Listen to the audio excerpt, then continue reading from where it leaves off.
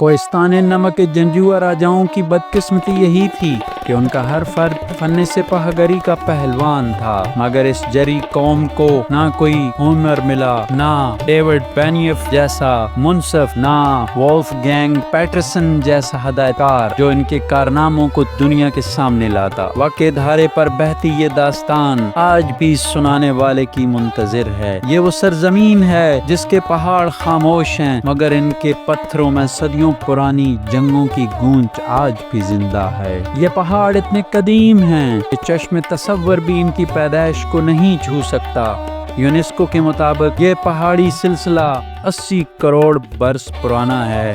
کبھی یہاں سمندر کی لہریں ٹکراتی تھی اور یہیں سے گزرتا تھا نندنا پاس، وسطی ایشیا کو ہندوستان کے دل سے جوڑنے والا واحد دروازہ۔ یہی جغرافیہ ان پہاڑوں کو ہمیشہ تاریخ کے مرکزی سٹیج پر لاتا رہا۔ لاہور اور دہلی کے تاج کے خواب دیکھنے والے حملہ آور ہوں یا تجارت کے قافلے، سب کو یہی سے گزرنا پڑتا، اور اسی لیے یہاں کے حکمرانوں نے پہاڑوں کی چوٹیوں پر قلعے تعمیر کیے۔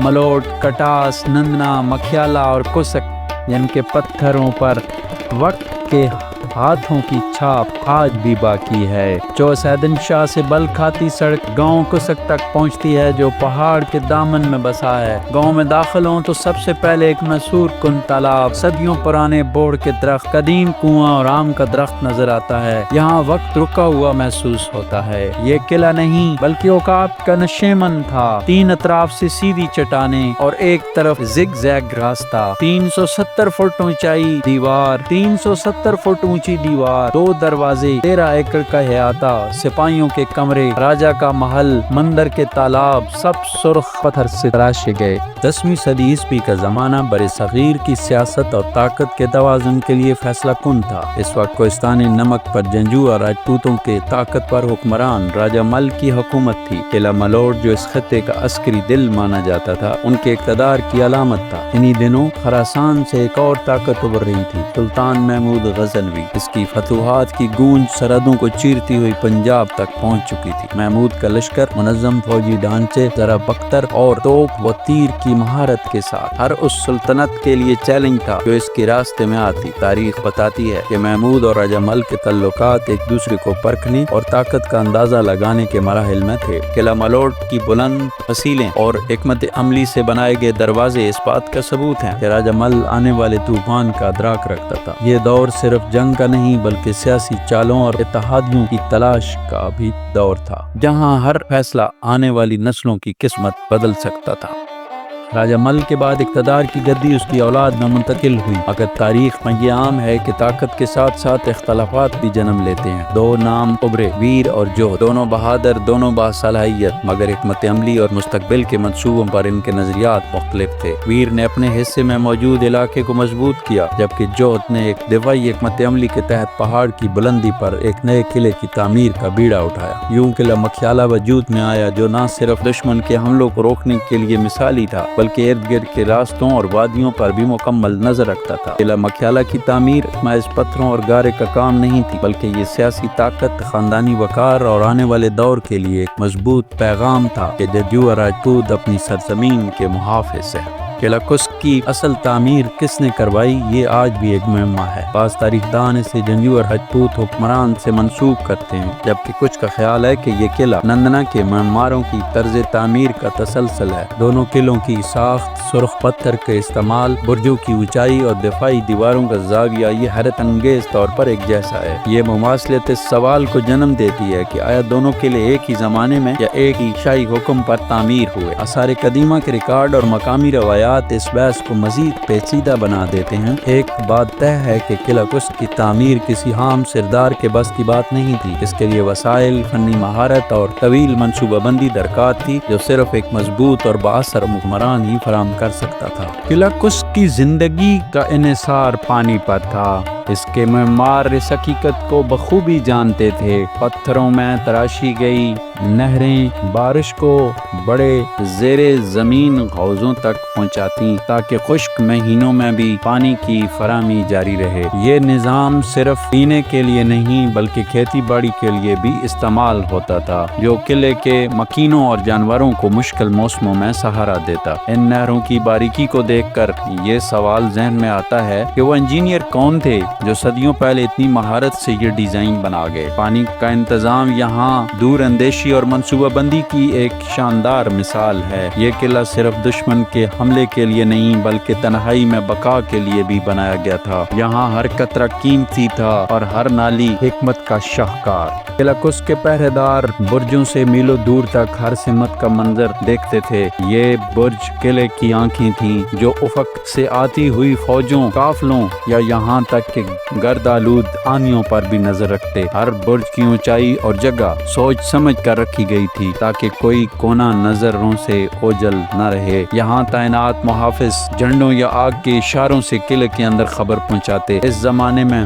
جب نہ ٹیلی گراف تھا نہ ریڈیو، یہ برج ہی رابطے کا واحد ذریعہ تھے۔ آج بھی ان کھنڈرات پر کھڑے ہو کر وہی ہوائیں محسوس کی جا سکتی ہیں جو صدیوں پہلے خطرے کا پیغام لاتی تھیں، اور وہ لمحے تصور میں آ جاتے ہیں جب افق پر ہر سایہ خطرے کی علامت ہو سکتا تھا۔ کہا جاتا ہے کہ قلعہ کس کے نیچے خفیہ راستے بنائے گئے تھے جو چٹان میں تراش کر تیار کیے گئے تھے تاکہ محاصرے کے وقت نکلنے یا سامان لانے کا راستہ فراہم ہو۔ کچھ راستے قلعے کو قریب کے چشموں سے جوڑتے، کچھ پہاڑوں میں چھپے محفوظ گھروں تک پہنچاتے۔ ان راستوں کے ذریعے محافظ خاموشی سے حرکت کر سکتے تھے، خوراک لا سکتے یا زخمیوں کو باہر منتقل کر سکتے تھے۔ آج جب ان میں سے کسی سرنگ سے گزرتے ہیں تو نمی بھری ہوا اور قدموں کی گونج سنائی دیتی ہے، اور ذہن میں ان سپاہیوں کی جلد بازیاں ابھر آتی ہیں جو اندھیرے میں دوڑ رہے ہوتے ہیں۔ یہ راستے قلعے کی خاموش انشورنس تھے جو صرف اس وقت استعمال ہوتے جب قلعے کے بڑے دفاعی حصے ٹوٹنے کے قریب ہوتے۔ قلعہ کسک صرف ایک فوجی قلعہ نہیں تھا بلکہ ایک جیتی جاگتی بستی تھی۔ اس کی فصیلوں کے اندر بازار آباد تھے، کاریگر اپنے ہنر دکھاتے اور خاندان اپنی زندگیاں بسائے۔ لوہار ہتھیار صرف دفاع کے لیے نہیں بلکہ تجارت کے لیے بھی تیار کرتے۔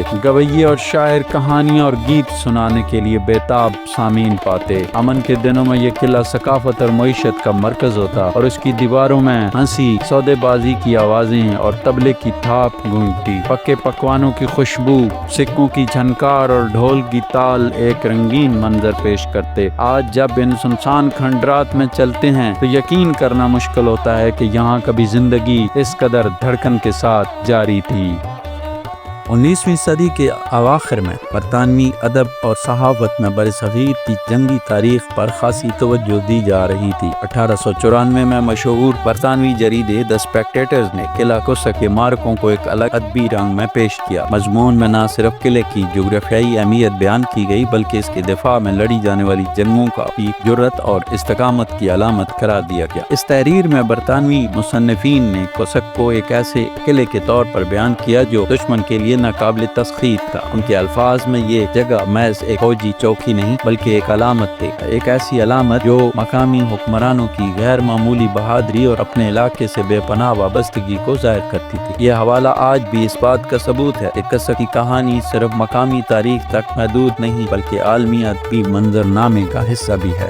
قلعہ کسک کی تاریخ میں ایک نام سنہری حروف میں لکھا گیا، سلطان فتح محمد خان۔ وہ نہ صرف ایک قابل حکمران تھے بلکہ ایک ایسے سردار بھی تھے جن کی بہادری اور مہمان نوازی کی مثالیں دی جاتی ہیں۔ ان کی شخصیت میں جرأت اور بردباری کا حسین امتزاج تھا۔ وہ اپنے قبیلے کے لیے ایک شفیق بزرگ کی حیثیت رکھتے اور دشمن کے لیے ایک ناقابل شکست سپاہی تھے۔ ان کے دور حکومت میں قلعہ کسک نہ صرف عسکری مرکز تھا بلکہ سفارتی تعلقات اور قبائلی معاہدات کا گڑھ۔ ان کی سب سے بڑی پہچان یہ تھی کہ وہ عزت اور اصولوں پر کبھی سمجھوتا نہیں کرتے تھے۔ مہمان چاہے دوست ہو یا دشمن، وہ اس کے ساتھ روایتی راجپوتانہ عزت اور احترام کا برتاؤ کرتے۔ یہی وہ اوصاف تھے جنہوں نے سلطان فتح محمد خان کو تاریخ کے صفحات میں امر کر دیا۔ نمکستان کوہستان کا نمک محض ایک معدنی خزانہ نہیں تھا، یہ طاقت، دولت اور اختیار کی علامت۔ جب سکھ گورنر نے قلعہ قصہ کے نمکی محصولات پر دعویٰ کیا تو یہ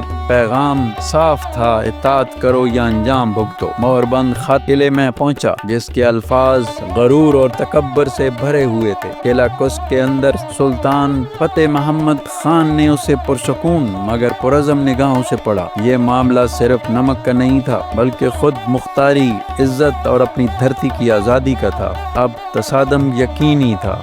سلطان کا جواب سیاہی میں نہیں عمل میں آیا۔ سکھ گورنر جس نے قصہ کی اطاعت کا مطالبہ کیا تھا اپنے محافظوں سمیت قلعے کی مشرقی چوٹی پر لایا گیا۔ بغیر کسی رسم کے انہیں گہرے غار کی طرف دھکیل دیا گیا۔ نیچے سینکڑوں فٹ پتھریلی کھائی اور گرجتی ہوئی ہوا تھی۔ یہ پیغام بے رحم اور واضح تھا، قصہ کسی کے سامنے نہیں جھکے گا۔ نیچے کھڑے سپاہیوں کے چہروں پر حیرت اور خوف جم گیا۔ ایک ہی لمحے میں سلطان فتح محمد خان نے ایک سیاسی تنازع کو خوف اور داستان میں بدل دیا۔ لاہور میں مہاراجہ رنجیت سنگھ کے دربار میں قصہ کی خبر نے ہلچل مچا دی۔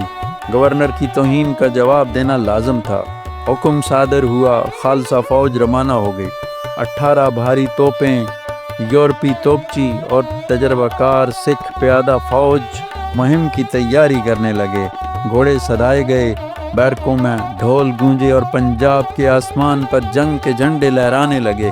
یہ کوئی عام چھاپا نہیں تھا بلکہ ایک ایسا حملہ تھا جو پتھر اور حوصلہ دونوں کو توڑنے کے لیے تیار تھا۔ توپوں کی گھن گرج نے پہاڑوں کو ہلا دیا مگر قصہ کی سرخ پتھر کی دیواریں اپنی جگہ قائم رہیں۔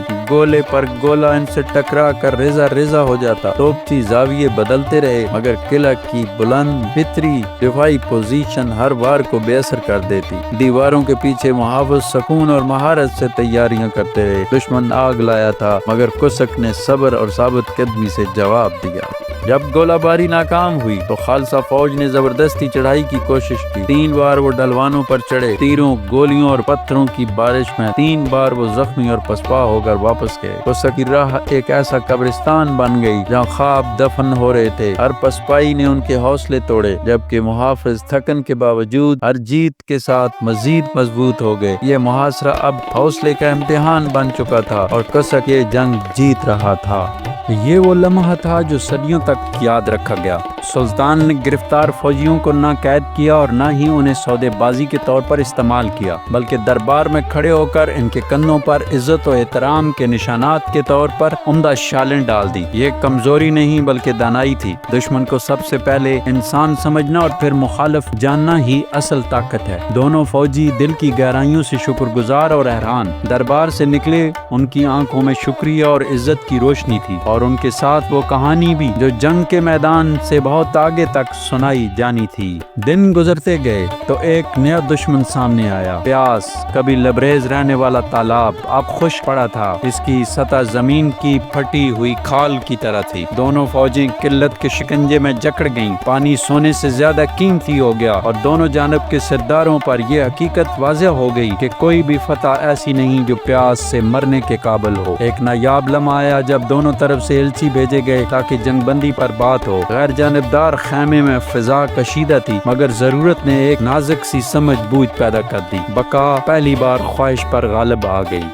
معاہدہ سنجیدہ جملوں اور پرعزم مسافوں کے ساتھ مکمل ہوا۔ پھر جیسے فطرت خود سن رہی ہو آسمان کھل گیا، موسلادھار بارش برسنے لگی، خشک زمین تر ہو گئی، گرد اور مایوسی دھل گئی۔ فوجی خوشی سے باہر نکلے، ہاتھوں میں بارش کا پانی جمع کیا، برتن بھرے، کچھ سلطان کی طرف لپکے کہ اب جب پانی کی کمی نہیں رہی تو فیصلہ بدل دیں، مگر سلطان اپنی جگہ ڈٹے رہے۔ ان کا وعدہ ایک بار ہو جائے تو اٹل رہتا ہے۔ ان کے لیے عزت اور وعدے کی پاسداری سب سے بڑی جیت تھی۔ بارش نے پیاس بجھا دی مگر سلطان کے عزم کو نہ بدل سکی۔ اس مہم کے واقعات نے قلعہ قصہ کی دیواروں سے کہیں گہرا نشان چھوڑا۔ سلطان کے فیصلے عزت، ضبط اور اس انسانیت کا سبق بن گئے جو جنگ میں بھی قائم رہ سکتی ہے۔ آج یہ قلعہ ایک یادگار اور ایک یاد دہانی ہے۔ اس کے موسم زدہ پتھر صدیوں کی تبدیلی کے گواہ ہیں مگر اب بھی اس وقت کی آوازیں گونجتی ہیں۔ سیاح ان راہوں پر چلتے ہیں، شاید یہ جانے بغیر کہ ہر قدم وہاں پڑتا ہے جہاں کبھی فوجی کھڑے تھے، جہاں فیصلے صرف جنگ نہیں بلکہ قیادت کی روح کو بھی تراشتے تھے۔ قلعہ قسک آج بھی قائم ہے، تاریخ کا محافظ اور ان قدروں کی یاد جو سلطنتوں سے زیادہ دیر پا ہیں۔ صدیوں کے دوران قلعہ قسک کردار بدل گیا، جو کبھی فوجی اور ثقافتی مرکز تھا وہ وقت کے ساتھ اپنی اہمیت کھونے لگا۔ جب نئی طاقتیں ابھریں اور تجارتی راستے بدل گئے، دیواروں اور نظاموں کی مرمت کے بغیر فطرت نے اسے آہستہ آہستہ واپس لینا شروع کیا۔ چھتیں گر گئیں، صحن میں جڑی بوٹیاں اگ گئیں اور پرندے پہرادار برجوں میں گھونسلے بنانے لگے، مگر زوال کے باوجود یہ قلعہ آج بھی تاریخ کے اتار چڑھاؤ کا خاموش گواہ ہے۔ یہ ہمیں بتاتا ہے کہ اصل طاقت صرف دیواروں یا ہتھیاروں میں نہیں بلکہ ان لوگوں اور مقصد میں ہے جو انہیں زندگی بخشتے ہیں۔